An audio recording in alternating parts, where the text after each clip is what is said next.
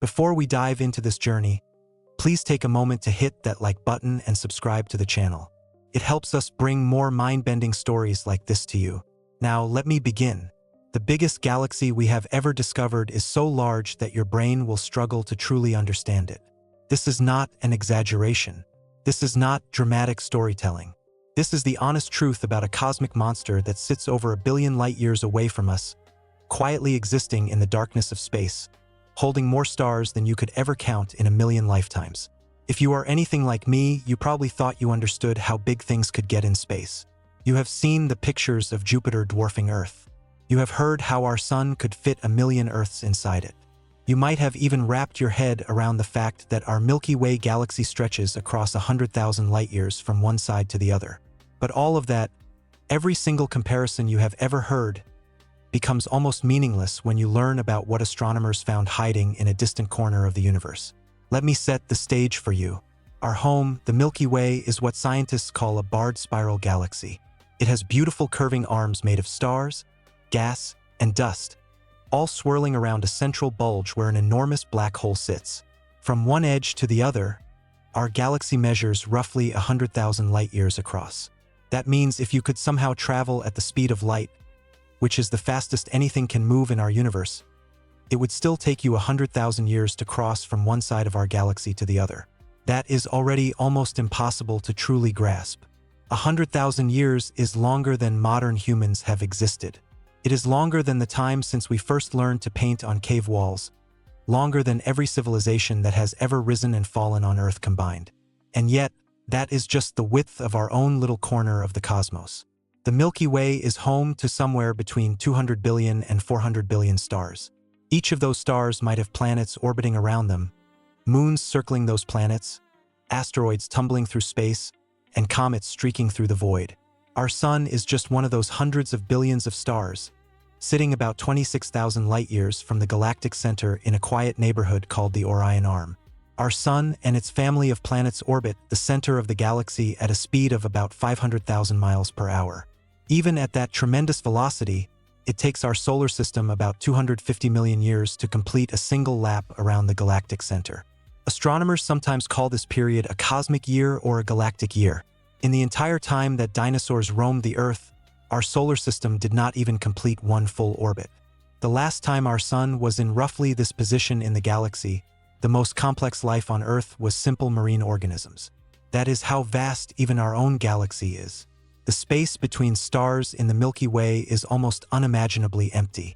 Our nearest stellar neighbor, a small red dwarf called Proxima Centauri, is about 4¼ light-years away. That distance is so great that if you shrank the sun down to the size of a grain of sand, Proxima Centauri would be another grain of sand sitting about 4 miles away. The space in between would be essentially void, just the faintest wisp of gas and dust and the occasional particle of cosmic radiation. This emptiness is hard to wrap your mind around. We live on a crowded planet surrounded by billions of other people, sharing space with countless other living things. We are used to density, to things being close together, to the world being full. But step outside our solar system, and emptiness becomes the rule. Stars are separated by such vast gulfs that the chance of any two of them colliding by accident is essentially zero. Galaxies can pass through each other without any stars actually hitting one another. Yet somehow, even in all that emptiness, there is enough stuff out there to make hundreds of billions of stars in our galaxy alone. The gas and dust between stars may be sparse, but spread across thousands of light-years, it adds up to enormous amounts of material. New stars are forming right now in giant molecular clouds scattered throughout the Milky Way, places where gravity has pulled enough gas together for nuclear fusion to ignite. Our galaxy is alive with stellar birth, even as old stars burn out and die.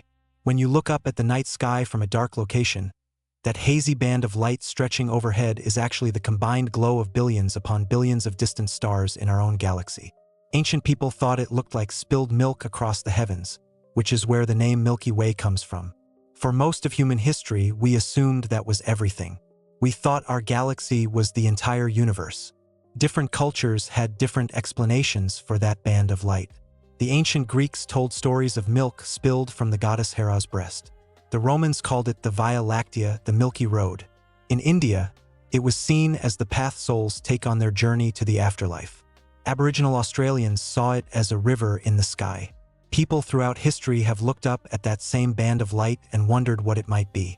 When the first telescopes were turned toward the Milky Way in the 17th century, observers began to realize that the milky glow resolved into countless individual stars, too faint and too numerous to see with the naked eye, but visible through the magnifying power of glass lenses. This was the first hint that our galaxy was far larger and contained far more stars than anyone had imagined. It was not until the 1920s that an astronomer named Edwin Hubble proved that those fuzzy smudges people had been seeing through telescopes were actually entire galaxies themselves, each one containing billions of their own stars, each one impossibly far away from us. That discovery changed everything we thought we knew about our place in the cosmos. Hubble made this discovery at the Mount Wilson Observatory in California, using what was then the largest telescope in the world, a reflector with a mirror 100 inches across. He was observing a class of stars called Cepheid variables in what was then called the Andromeda Nebula. These stars pulse in brightness with a regular period, and by measuring their apparent brightness and pulsation rate, Hubble could calculate how far away they were. The result was shocking.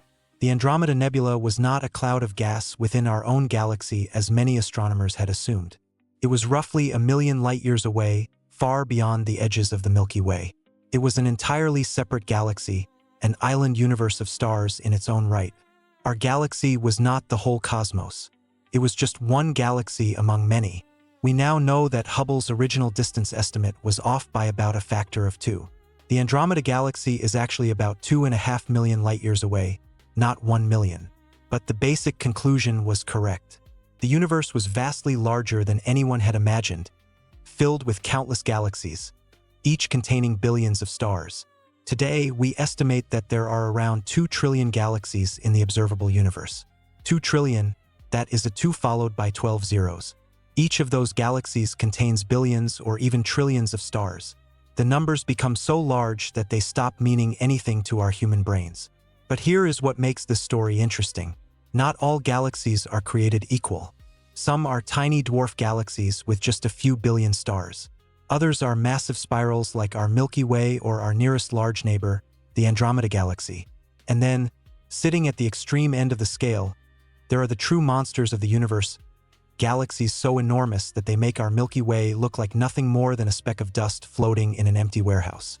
Galaxies come in many shapes and sizes. The most common type in the nearby universe are spiral galaxies like our own, with their distinctive pinwheel arms and flat rotating disks. These galaxies are typically sites of active star formation, with new stars being born in the gas-rich spiral arms. The beautiful structure we see is maintained by a balance between the rotational motion of the disk and the gravitational pull of all the matter within. Elliptical galaxies are another major type. Unlike spirals, these galaxies have no particular structure. They range from nearly spherical to highly elongated oval shapes, and they are populated mainly by old red stars. Star formation in elliptical galaxies has largely ceased, as they have exhausted most of their gas supply. The largest galaxies in the universe are almost all elliptical, formed through the merger of multiple smaller galaxies over billions of years. There are also irregular galaxies which have no defined shape at all. These are often the result of gravitational interactions with nearby galaxies which have pulled and distorted their structures. Galaxies are not distributed randomly through space. They are organized into larger structures. Galaxy groups contain a handful to a few dozen galaxies. Our own Milky Way belongs to the local group, which contains about 80 known galaxies, including Andromeda and several dwarf galaxies. Galaxy clusters are larger still, containing hundreds to thousands of galaxies bound together by gravity.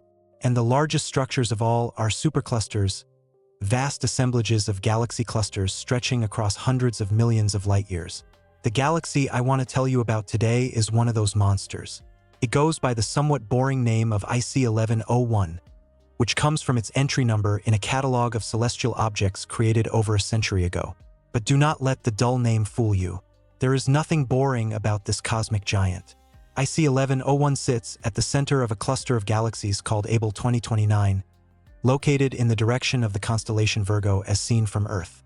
When astronomers point their telescopes toward this region of the sky, they see a massive collection of galaxies all bound together by gravity, dancing around a common center.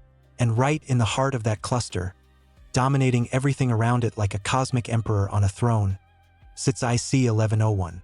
This galaxy is estimated to be somewhere around 4 to 6 million light-years across. Let that sink in for a moment. Our Milky Way, which already seemed impossibly large, is only about 100,000 light-years wide. IC 1101 is roughly 40 to 60 times larger than our entire galaxy. If you placed IC 1101 where our Milky Way currently sits, it would not just engulf our galaxy. It would swallow our entire cosmic neighborhood. The Andromeda Galaxy, which is about 2.5 million light-years away from us, would find itself inside IC 1101's massive body. The Triangulum Galaxy, another neighbor of ours, would also be consumed. All of the dozens of smaller dwarf galaxies that orbit around us, places like the Large Magellanic Cloud and the Small Magellanic Cloud, would simply become tiny components of this giant's vast structure. But size is just the beginning of what makes IC 1101 so incredible. This galaxy is estimated to contain around 100 trillion stars. 100 trillion. Our Milky Way has maybe 400 billion stars at most. That means IC 1101 has roughly 250 times more stars than our home galaxy. If you started counting stars in IC 1101 1 star per second without stopping, it would take you over 3 million years just to count to 100 trillion. And that is assuming you never slept, never ate, never took a break of any kind. The story of how we discovered this cosmic giant begins back in 1790, when a German-born British astronomer named William Herschel was systematically scanning the night sky with his telescope. Herschel was one of the greatest astronomers of his era. He had already discovered the planet Uranus several years earlier, and he spent much of his life cataloging thousands of celestial objects that no one had ever documented before. On June 19th of that year, Herschel pointed his telescope toward a region of sky in the constellation Virgo and noticed a faint fuzzy blob of light. He carefully recorded its position and moved on to the next object. At the time, Herschel had no way of knowing what he was actually looking at. The technology did not exist to measure how far away this object was. The scientific understanding did not exist to recognize that it was an entire galaxy separate from our own. Herschel simply logged it as another nebula, one of many mysterious cloud-like objects scattered across the heavens. For over a century, that faint smudge of light remained a mystery. It was eventually given the designation IC 1101 when it was included in a catalog called the Index Catalog, which was an expansion of an earlier list of celestial objects. Astronomers studied it when they could, but without the tools to understand its true nature, it remained just another entry in a long list of cosmic curiosities. Everything changed in the 20th century when astronomers developed better telescopes and new techniques for measuring cosmic distances. They discovered that IC 1101 was not a cloud of gas within our own galaxy. It was an entirely separate galaxy, mind-bogglingly far away. The light we see from IC 1101 today left that galaxy over 1 billion years ago. It has been traveling through the void of space for more than 1 billion years just to reach our telescopes. When that light began its journey toward us, life on Earth was still mostly single-celled organisms. Complex animals had not yet evolved. The dinosaurs would not appear for another several 100 million years. Every major event in human history, from the first civilizations to the invention of the telescope itself, happened while that ancient light was still crossing the emptiness between galaxies. As astronomers continued to study IC 1101, they began to understand why it was so incredibly massive. This galaxy did not grow to its enormous size through normal processes alone. It became a giant through an act of cosmic violence that has been happening for billions of years. IC 1101 is what scientists call a cannibal galaxy. It has been eating other galaxies. To understand galactic cannibalism, you need to think about how gravity works on the largest scales. Galaxies do not exist in isolation. They are grouped together in clusters, held together by their mutual gravitational attraction. Within these clusters, galaxies move around each other, sometimes passing close by, sometimes colliding directly. When two galaxies get close to each other, their gravity begins to distort their shapes. Stars get pulled out of their normal orbits. Gas and dust get compressed and stretched. If the galaxies are similar in size, they might merge together over hundreds of millions of years, eventually forming a single larger galaxy. But if one galaxy is much bigger than the other, something different happens. The larger galaxy simply absorbs the smaller one, stripping away its stars and gas, adding all of that material to its own massive body. This is what has been happening to IC 1101 for billions of years. As the largest and most massive galaxy in its cluster, IC 1101 sits at the gravitational center of everything around it. Smaller galaxies that venture too close get trapped by its enormous gravity. They spiral inward, getting torn apart and consumed over millions of years. Each meal makes IC 1101 a little bit bigger, a little bit more massive, a little bit more dominant. Scientists estimate that IC 1101 has undergone at least 76 major mergers over its long history. 76 times another substantial galaxy fell into this cosmic giant and was absorbed into its body. And those are just the major mergers. Countless smaller dwarf galaxies have also been consumed, galaxies so small that they barely registered as a meal for this enormous predator. The evidence for this cannibalistic history is written in IC 1101's very structure. When you look at a galaxy like our Milky Way, you see a beautiful spiral pattern. Those spiral arms are regions where stars are actively forming, where clouds of gas are collapsing under gravity to create new stellar nurseries. Spiral galaxies have lots of gas and dust, the raw materials needed for star formation, and they have a distinct rotating disk shape. IC 1101 looks nothing like this. It is what astronomers call an elliptical galaxy, which means it has a smooth, oval-shaped appearance with no spiral arms at all. Elliptical galaxies form when spiral galaxies merge together. The violent gravitational interactions during a merger destroy the delicate spiral structure, mixing all the stars together into a more random, spherical, or oval distribution. The fact that IC 1101 is an elliptical galaxy tells us that it has experienced so many mergers that any original spiral structure it might have had has been completely erased. All of those collisions, all of that gravitational chaos, has stirred up the stars like someone mixing ingredients in a cosmic bowl. What remains is this smooth, featureless giant, a testament to billions of years of galactic consumption. But there is something even more remarkable about IC 1101. Despite containing 100 trillion stars, it is actually a dying galaxy. The stars within it are almost all old. Most of them are what astronomers call red giants or yellow stars, ancient stellar objects that have already burned through most of their fuel. Very few new stars are being born inside IC 1101. This might seem strange at first. With so many stars and so much mass, you might expect IC 1101 to be a hotbed of stellar activity. But remember how it grew so large. Every time IC 1101 consumed another galaxy, it also consumed that galaxy's gas supply. Gas is the fuel for star formation.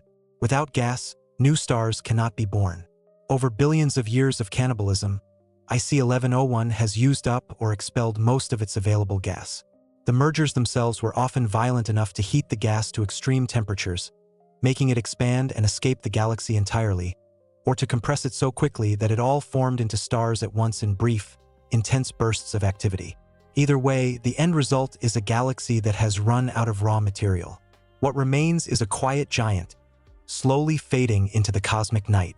The stars that exist now will continue to shine for billions of years to come, but as they eventually burn out and die, there will be no new generations to replace them. IC 1101 is like an ancient kingdom that has conquered all of its neighbors, but has no children to carry on its legacy. It is massive, powerful, and utterly magnificent, but it is also approaching the end of its active life. At the very heart of IC 1101 lies something even more incredible than the galaxy itself. Sitting at the center of this cosmic giant is one of the largest known supermassive black holes in the entire universe. Every large galaxy has a supermassive black hole at its core. Our own Milky Way has one called Sagittarius A-, which contains about 4 million times the mass of our Sun. The black hole at the center of the Andromeda Galaxy is even bigger, containing somewhere around 100 million to 200 million solar masses. But the black hole at the center of IC 1101 is in a completely different category. Scientists estimate that it contains somewhere between 40 billion and 100 billion times the mass of our Sun. To put that in perspective, this single black hole might have 25,000 times more mass than the black hole at the center of our entire Milky Way galaxy. Let me help you understand just how massive this is. If you could somehow weigh the Earth, you would find it has a mass of about 6 trillion kilograms. That sounds like a lot until you compare it to the Sun, which is about 330,000 times more massive than Earth. Our Sun is a fairly ordinary star, neither particularly large nor particularly small by stellar standards. Now multiply the Sun's mass by 50 billion. That is roughly how much mass is packed into the supermassive black hole at IC 1101 center. All of that mass is compressed into a region of space from which nothing can escape. The gravitational pull at the event horizon, the boundary of the black hole, is so intense that even light itself cannot break free. The size of a black hole's event horizon depends on its mass. For a black hole of 50 billion solar masses, the event horizon would have a radius of roughly 150 billion kilometers. That might sound enormous, and it is. But remember that this is a region containing 50 billion times the mass of the Sun compressed into what is essentially a point at the center. The event horizon is just the boundary beyond which escape becomes impossible. To put this in perspective, our entire solar system, from the Sun to the orbit of Neptune, is about 9 billion kilometers across. The event horizon of IC 1101's black hole is roughly 16 times larger than our entire solar system. If you place this black hole where our Sun is, its event horizon would extend well beyond the orbit of Pluto, engulfing everything we consider our cosmic home. What would it be like near this monstrous black hole? The physics of such extreme environments is bizarre and counterintuitive. Time itself would pass differently near the event horizon compared to far away. Someone falling toward the black hole would see the outside universe speed up, while an outside observer would see the falling person slow down and appear to freeze as they approach the horizon. From the outside, they would never seem to actually cross the boundary. Inside the event horizon, all directions lead toward the singularity at the center. Space and time themselves become so warped that the concept of escaping becomes meaningless. The singularity, a point of theoretically infinite density, would tear apart anything that fell in, stretching it into long, thin strands through a process physicists have nicknamed spaghettification. But here is something remarkable. Despite its enormous size and terrifying properties, the black hole at IC 1101's center is currently relatively quiet. It is not actively devouring huge amounts of matter. There is no brilliant accretion disk swirling around it, no powerful jets shooting into space at nearly the speed of light. The black hole is there, waiting, but it has already consumed most of the material that was easily within reach. This quietness is actually related to the same phenomenon that has stopped IC 1101 from forming new stars. Most of the gas in the galaxy has already been used up, and without gas falling toward the center, the black hole has little to eat. Occasionally, a star wanders too close and gets torn apart, providing a brief meal. But these events are rare. The black hole, like the galaxy that hosts it, is a giant in repose, powerful but dormant. There are still traces of the black hole's past activity. Astronomers have detected a radio source at IC 1101's center, catalogued as PKS 1508+059. This radio emission comes from relativistic jets, streams of particles accelerated to nearly the speed of light and ejected from the vicinity of the black hole. These jets are powered by the black hole's rotation and magnetic fields, and they can carve out enormous cavities in the surrounding gas. Images from X-ray telescopes show these cavities clearly. They are bubbles of very hot, very thin gas blown outward by the energy released near the black hole. Some of these bubbles are millions of light years across, testimony to periods in the past when the black hole was much more active than it is today. The energy required to inflate these bubbles is staggering, equivalent to the total energy output of billions of stars over millions of years. This kind of feedback between supermassive black holes and their host galaxies is one of the most active areas of research in modern astrophysics. Scientists now believe that supermassive black holes play a crucial role in regulating galaxy growth and evolution. When gas flows toward a galaxy's center, the black hole can release enough energy to heat that gas and push it outward, preventing it from forming stars. This creates a kind of thermostat effect that helps determine the final size and properties of galaxies. In IC 1101's case, this feedback may be partly responsible for the galaxy's current state. The black hole has helped shut down star formation by heating gas and preventing it from cooling and collapsing. The giant galaxy and its giant black hole have reached a kind of equilibrium, each one having shaped the other over billions of years of shared evolution. Black holes grow by consuming matter that falls into them. When galaxies merge, the supermassive black holes at their centers eventually find each other and merge as well. Over the course of IC 1101's long history of galactic cannibalism, its central black hole has been fed again and again. Every galaxy that IC 1101 consumed added to the mass of this growing monster. Every merger brought in more fuel for the black hole's insatiable appetite. The process by which two supermassive black holes merge is fascinating and violent. When two galaxies collide, their central black holes do not immediately find each other. They are separated by vast distances and surrounded by billions of stars.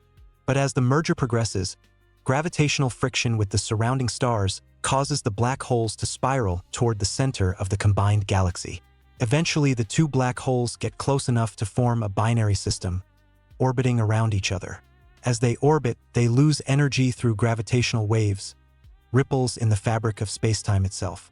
These gravitational waves carry energy away from the binary, causing the orbits to shrink. The black holes spiral closer and closer, orbiting faster and faster, until finally they merge in a catastrophic event that releases enormous amounts of energy. When two supermassive black holes merge, the gravitational waves they produce are among the most powerful events in the universe. The final merger releases more energy than all the stars in a typical galaxy combined, though most of this energy is in the form of gravitational waves rather than light. We have only recently developed the technology to detect gravitational waves. The first direct detection came in 2015, when the LIGO observatories measured waves from two stellar mass black holes merging about 1 billion light-years away. Since then, dozens of gravitational wave events have been observed, opening up an entirely new way of studying the universe. Future gravitational wave detectors, like the planned LISA mission that will fly in space, will be able to detect mergers of supermassive black holes. When LISA launches, perhaps in the 2030s, it might actually detect events similar to the mergers that built up IC 1101's central black hole. We will be able to listen to the universe as giant black holes collide and merge, adding another sense to our astronomical toolkit. IC 1101's black hole has experienced dozens of such mergers over its long history. Each merger added mass and altered the black hole's spin. The process of multiple mergers also affected the surrounding galaxy. As the merging black holes flung stars outward through gravitational interactions, this is probably why IC 1101's core is so large yet relatively faint. Repeated black hole mergers have scattered stars away from the very center, creating a core profile that is unusual for galaxies of this size. The event horizon of a black hole, the boundary beyond which nothing can escape, gets larger as the black hole gains mass. For a black hole containing 50 billion solar masses, the event horizon would extend outward for about 150 billion kilometers, roughly the distance from our Sun to the outer reaches of our solar system, all contained within a region of space where not even light can escape. Around this supermassive black hole, there is a bright radio source that astronomers have catalogued as PKS 1508+059. This radio emission comes from jets of material being blasted outward from the vicinity of the black hole at nearly the speed of light. Even though the black hole is not as active as it once was, it still occasionally flares to life, releasing enormous amounts of energy into the surrounding space. The presence of such an enormous black hole raises fascinating questions about the connection between galaxies and the monsters at their hearts. Scientists have discovered that there is a relationship between the mass of a galaxy's central black hole and the properties of the galaxy itself. Bigger galaxies tend to have bigger black holes. But which came first? Did the black holes form first and then grow their galaxies around them? Or did the galaxies form first and then build up their black holes over time? The answer seems to be that they grew together, each one influencing the development of the other. As IC 1101 consumed more and more galaxies, its central black hole also consumed the black holes from those galaxies. The two processes fed into each other, creating a feedback loop that produced both the largest known elliptical galaxy and one of the largest known black holes in existence. The core of IC 1101 is also remarkable for its sheer size. A study conducted in 2017 using images from the Hubble Space Telescope measured the galactic core and found that it stretches across nearly 14,000 light-years. The central core of IC 1101, not the whole galaxy, but just the innermost region, is bigger than most entire dwarf galaxies. This core alone contains more stars than most galaxies in the universe. Now I want to take you on a journey to help you truly appreciate the scale of what we are talking about. Imagine you could somehow travel from one end of IC 1101 to the other. You would need to cross somewhere between 4 and 6 million light-years. Remember, light travels at about 6 trillion miles per year. Even at that incomprehensible speed, crossing IC 1101 would take millions of years. But let us try another comparison. The Voyager 1 spacecraft, launched by NASA in 1977, is the fastest human-made object ever to leave our solar system. It is traveling at about 38,000 miles per hour relative to the Sun. At that speed, Voyager 1 would take about 80,000 years just to reach the nearest star to our Sun, Proxima Centauri, which is only about 4 light-years away. To cross the entire Milky Way at Voyager 1 speed would take about 2 billion years. And to cross IC 1101, you would need somewhere between 80 billion and 120 billion years. That is more time than the universe has even existed. Even with our fastest spacecraft, crossing this single galaxy would be completely impossible. Here is another way to think about it. If you could shrink the Milky Way down to the size of a dinner plate, about 10 inches across, then IC 1101 would be the size of a large swimming pool. Our entire galaxy, with all of its hundreds of billions of stars, with the spiral arms where we make our home, would be just a tiny dish floating in a vast sea. Or consider this. Light from IC 1101 has traveled for over 1 billion years to reach us. In all that time, light has been continuously streaming away from this galaxy in every direction. Every second, IC 1101 radiates enough light to travel about 186,000 miles. Over 1 billion years, that light has traveled 1 billion light-years, which is about 6 billion trillion miles, and it is only now just arriving at our telescopes, ancient photons that left their home galaxy when Earth was still in its earliest stages of complex life. The discovery and study of IC 1101 would not have been possible without tremendous advances in telescope technology. In the early days of astronomy, telescopes were limited by the size of their lenses and mirrors. Larger telescopes could gather more light and see fainter objects, but there were practical limits to how big you could make a telescope on the ground. The atmosphere also posed a problem. Earth's atmosphere is constantly moving and shimmering, which is why stars appear to twinkle. This twinkling blurs the images that ground-based telescopes can capture, limiting how clearly they can see distant objects. For most of the 20th century, astronomers could see that IC 1101 existed and was very large, but they could not study its detailed structure. Everything changed with the launch of the Hubble Space Telescope in 1990.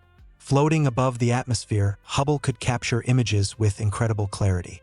Over the decades since its launch, Hubble has observed IC 1101 multiple times, revealing details about its core, its surrounding halo of stars, and its relationship to the other galaxies in its cluster. More recently, astronomers have used a variety of other telescopes to study IC 1101 at different wavelengths of light. Radio telescopes have detected the emission from its central black hole. X-ray telescopes have observed the hot gas that fills the cluster around it. Infrared telescopes have peered through the dust to study the stellar populations within the galaxy. Each new observation adds to our understanding of this cosmic giant. But there is still much we do not know. The exact number of stars in IC 1101 is still uncertain, because counting stars in such a distant galaxy is incredibly difficult. The precise size of the galaxy depends on how you define where it ends, since galaxies do not have sharp boundaries but gradually fade into the darkness of intergalactic space. The mass of the central black hole is known only approximately, because measuring black hole masses at such distances involves many assumptions. What we do know is that IC 1101 represents something close to an upper limit for how large galaxies can get. There may be slightly larger galaxies out there waiting to be discovered. In fact, in 2022, astronomers announced the discovery of a galaxy called Alcyonius, which has radio lobes extending across an astonishing 16 million light-years. But Alcyonius is a special case. Its enormous size comes from giant jets of material shooting out from its central black hole, not from stars and normal galactic material. When it comes to the actual body of a galaxy, the collection of stars and gas and dark matter that make up its substance, IC 1101 remains one of the largest ever found. It sits at the extreme end of the galactic size distribution, a true monster among giants. The story of IC 1101 also tells us something profound about the nature of the universe and the passage of cosmic time. Galaxies do not form all at once. They grow over billions of years through a process of accumulation and merger. Small galaxies form first from collapsing clouds of primordial gas.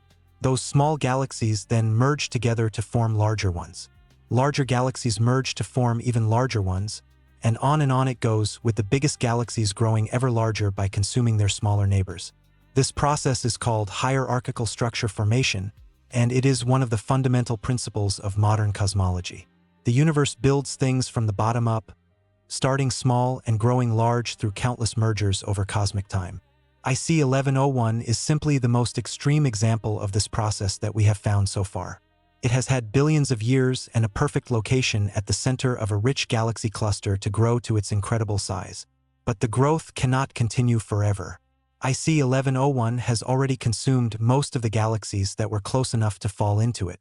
Those that remain are either too far away or moving too fast to be captured. The surrounding cluster is slowly spreading out due to the expansion of the universe, carrying potential victims farther and farther from IC 1101's gravitational reach. At the same time, the larger universe is changing in ways that will eventually affect every galaxy, including this enormous one. Space itself is expanding, and not just expanding, but accelerating in its expansion. This acceleration is driven by something scientists call dark energy, a mysterious force that makes up about 68% of the total energy in the universe, but whose nature we do not understand at all. Let me explain dark energy a bit more, because it is one of the most fascinating and puzzling discoveries in all of science. For most of the 20th century, astronomers assumed that the expansion of the universe was slowing down. This made intuitive sense. Everything in the universe is pulling on everything else through gravity. You would expect all that gravitational attraction to act like a brake, gradually slowing the expansion that began with the Big Bang. In 1998, two independent teams of astronomers made a shocking discovery. They were measuring the expansion rate of the universe by observing distant supernovas, using them as standard candles to calculate cosmic distances. What they found was completely unexpected. The universe was not slowing down. It was speeding up. Distant galaxies were moving away from us faster than closer ones, and the rate of expansion was accelerating over time. This discovery was so unexpected that the astronomers initially thought they had made an error. But as more data came in, from more supernovas and from other observations, the result held up. Something was pushing the universe apart, counteracting gravity and causing space itself to expand at an ever-increasing rate. Scientists named this mysterious force dark energy, though the name tells us very little about what it actually is. We know that dark energy makes up about 68% of all the energy in the universe. We know that it acts as a kind of anti-gravity, pushing space apart rather than pulling it together. We know that its effects become more important over time as the universe expands and ordinary matter becomes more spread out. But we do not know what dark energy is made of, where it comes from, or why it has the strength that it does. It might be a property of empty space itself, something called the cosmological constant that Albert Einstein once proposed and then called his biggest blunder. It might be a new kind of energy field that permeates the universe. It might even be a sign that our understanding of gravity is incomplete and needs to be revised. What we do know is that dark energy is reshaping the future of the cosmos. As space expands faster and faster, distant objects recede from us at ever-increasing speeds. There is a limit to how fast light can travel, but there is no limit to how far space itself can expand. Eventually, objects will be carried away from us by the expansion of space faster than their light can travel toward us. When that happens, they will vanish behind a cosmic horizon, forever beyond our reach.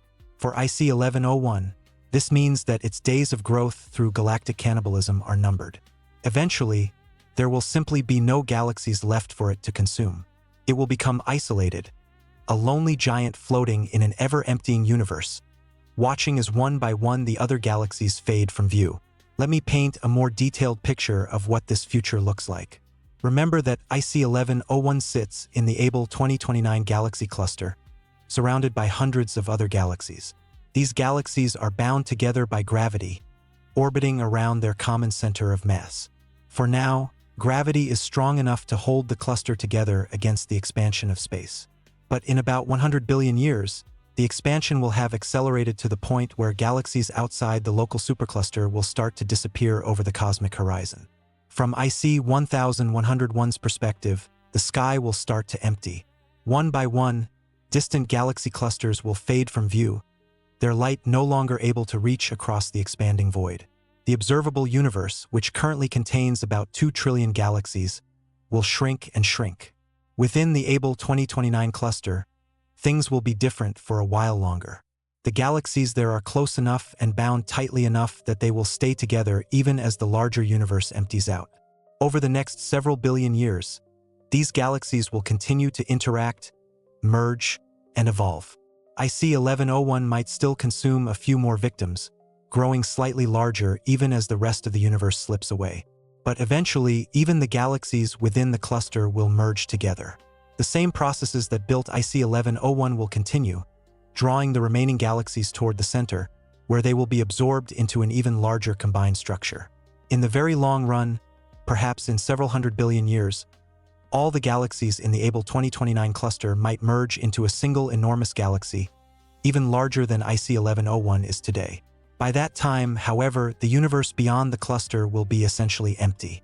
No light from distant objects will be reaching the cluster anymore. The night sky, if any observers still existed, would show only the stars of the local merged galaxy against a backdrop of absolute blackness. The rest of the cosmos would have slipped beyond the horizon, unreachable and unknowable. This is the isolation that awaits IC 1101 and every other structure in the universe, cut off from everything else by the relentless expansion of space. Each island of matter will be alone with itself as the eons roll by. But even this is not the final fate of IC 1101. What happens to a galaxy in a universe that is slowly winding down toward heat death? The answer is as magnificent as it is melancholy. Over the next 100 trillion years, the stars in IC 1101 will slowly burn out. The massive blue stars went long ago, exploding as supernovas or collapsing into black holes. The middle-sized stars, like our Sun, will puff up into red giants, shed their outer layers as beautiful nebulas, and then fade away as white dwarfs.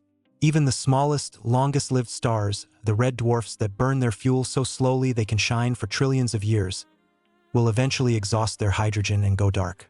Let me walk through this stellar death in more detail, because the timescales involved are truly mind-boggling.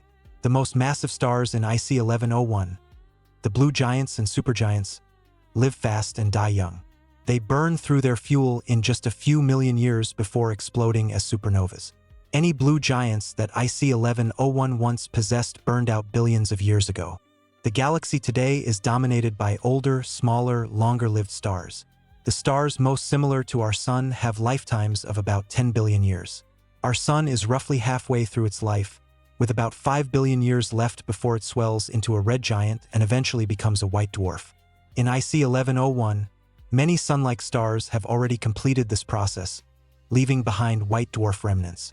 Others are still shining, but over the next several billion years, they too will burn out.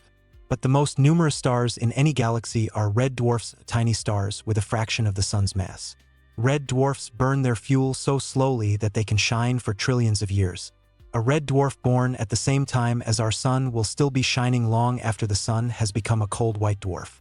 In IC 1101, with its 100 trillion stars, there are untold numbers of red dwarfs. These tiny, dim stars will be the last to go out. For trillions of years after the larger stars have died, the red dwarfs will continue to burn, providing the only light in an otherwise darkening galaxy. But even red dwarfs have limits. The smallest red dwarfs, with perhaps 8% of the Sun's mass, can burn for up to 10 trillion years. That is about 700 times the current age of the universe.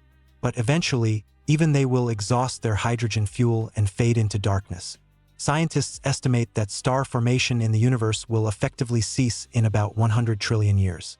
By that time, the gas and dust needed to make new stars will have been used up or dispersed too thinly to collapse. No new stars will be born to replace the ones that have died. The era of starlight will be over.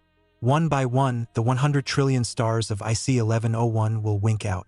The galaxy will grow dimmer and dimmer over timescales that make the current age of the universe seem like the blink of an eye.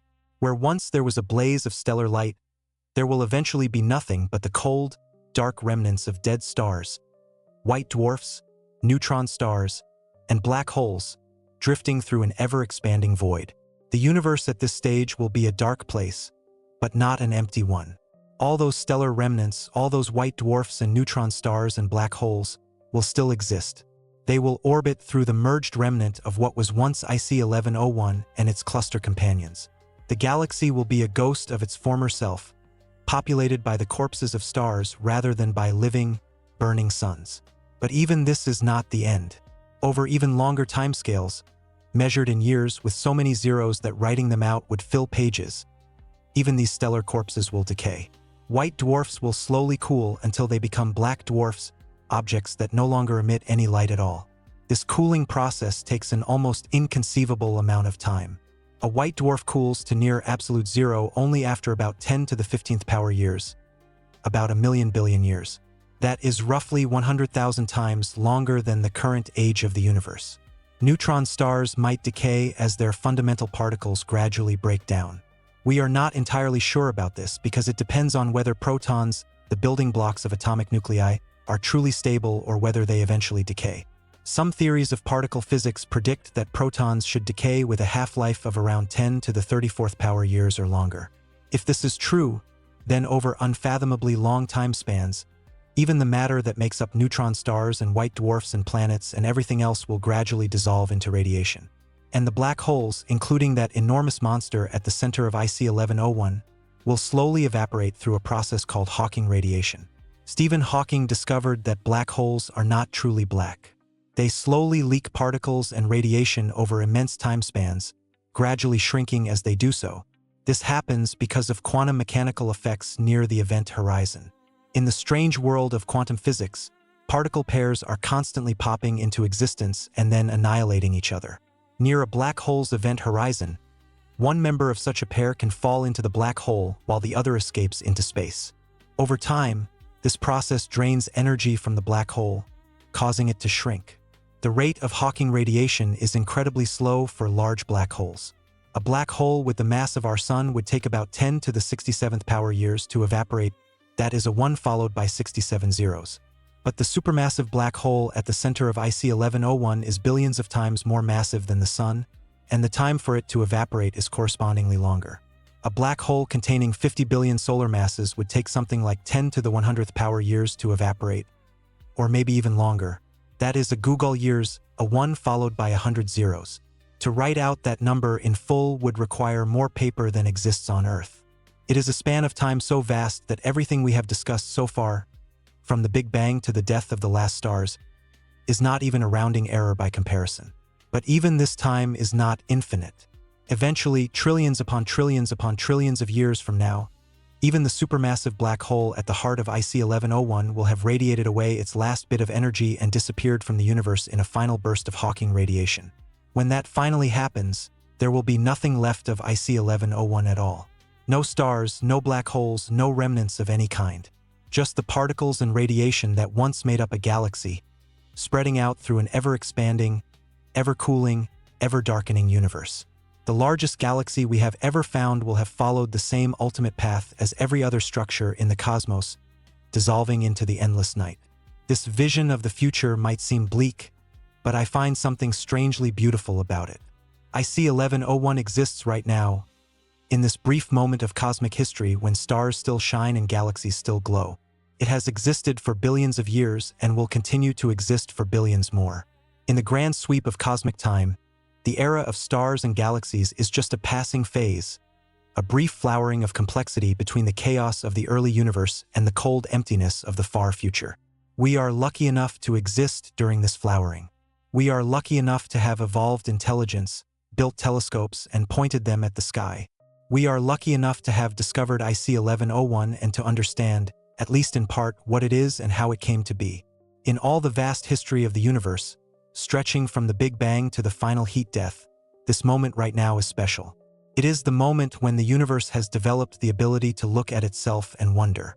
And what we see when we look at IC 1101 is the grandest scale on which the universe has assembled matter into organized structures. We see billions of years of cosmic history written in stars. We see the results of countless galactic mergers, countless collisions, countless acts of gravitational violence that have somehow produced something magnificent. We see a monster, yes, but also a monument to the forces that shape our universe and to the processes that have been building complexity ever since the first atoms formed. Let me bring us back closer to home for a moment. Our own Milky Way is not immune to the forces that shaped IC 1101. We, too, are participating in the cosmic dance of galactic interaction and merger. Right now, as you read these words, our galaxy is in the process of consuming several smaller galaxies. The Canis Major dwarf galaxy is being ripped apart and absorbed into the Milky Way. The Sagittarius dwarf galaxy is being stretched and distorted by our gravitational pull. Streams of stars from past victims can be traced across our sky, ghostly reminders of galaxies that once existed as separate entities. And in the future, an even more dramatic event awaits. The Andromeda Galaxy, our nearest large neighbor, is heading toward us.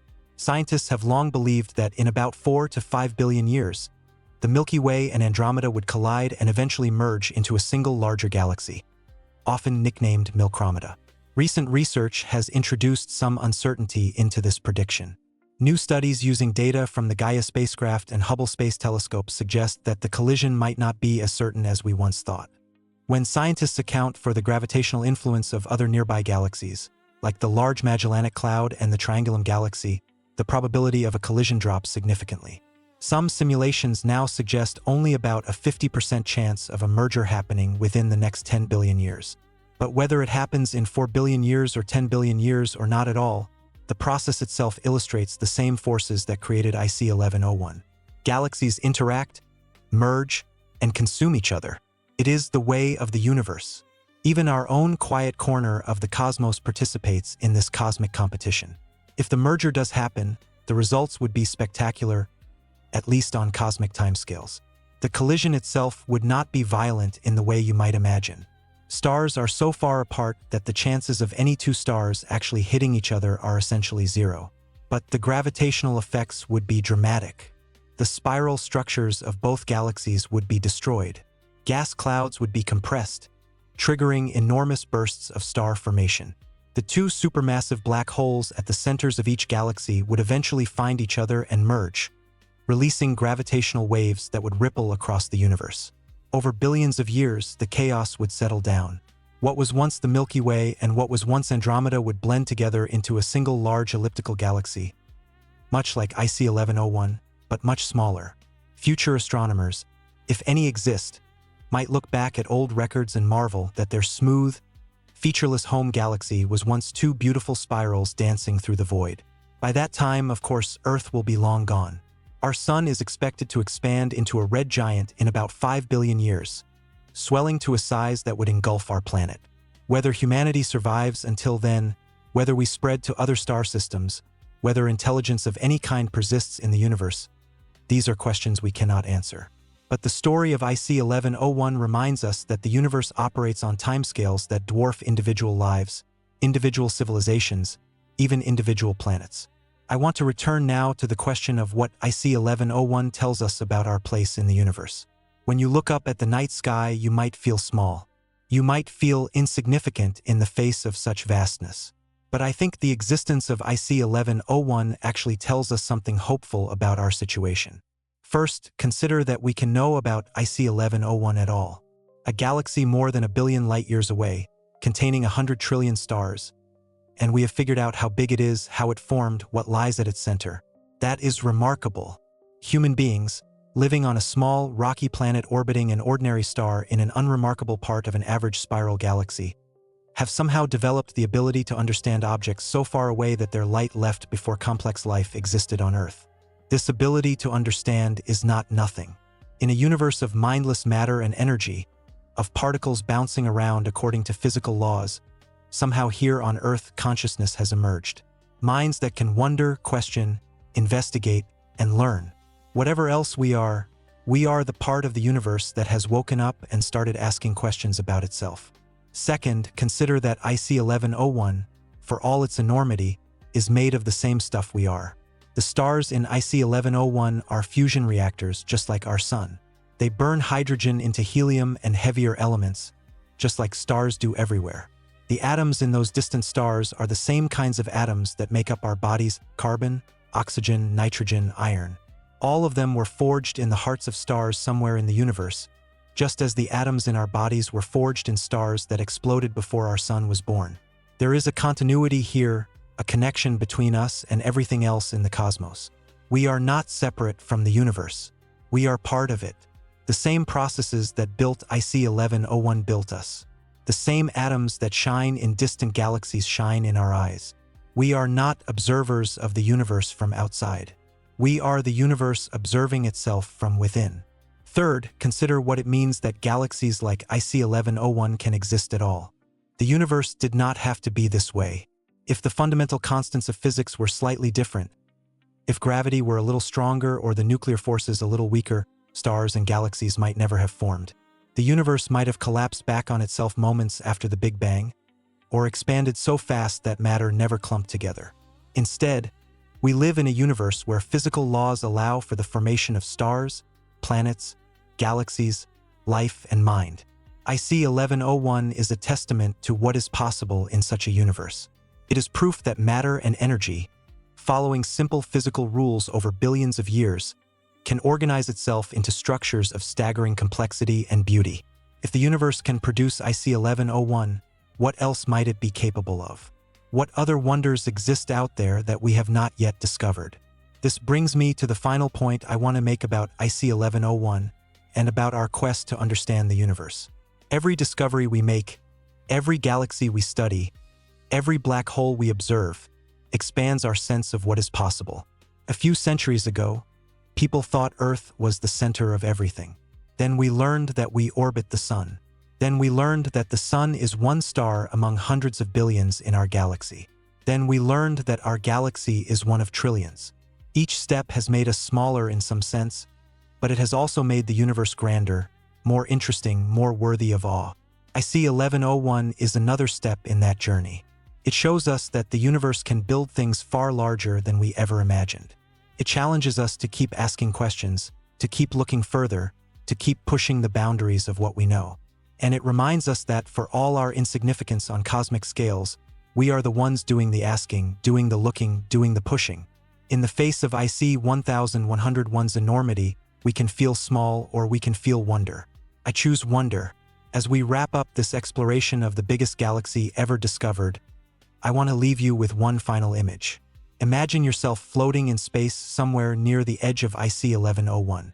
Around you, in every direction, stars stretch out toward infinity. Not hundreds, not thousands, not millions, but trillions of stars. Each one is a sun. Each one might have planets. Each one has been shining for billions of years. You cannot see the center of the galaxy from here. It is too far away, hidden behind countless curtains of stars. You cannot see the edge either. The galaxy fades gradually into the darkness of intergalactic space with no clear boundary. You are lost in a sea of light, adrift in a structure so vast that crossing it would take millions of times longer than human civilization has existed. And yet, from a small, rocky planet more than 1 billion light-years away, beings who live for less than a cosmic instant have figured out that this place exists. They have measured its size, counted its stars, found the black hole at its heart. They have traced its history back billions of years and projected its future trillions of years hence. They have placed it in the context of an entire universe and marveled at its grandeur. That is perhaps the most amazing thing of all, not that IC 1101 exists, but that we know it does. Thank you for joining me on this journey through the biggest galaxy ever discovered. If this video helped you see the universe in a new way, please consider leaving a comment letting us know what you think about our place in a cosmos that contains such wonders. And if you want to keep exploring the mysteries of the universe with us, do not forget to like this video and subscribe to the channel. Until next time, keep looking up and keep wondering.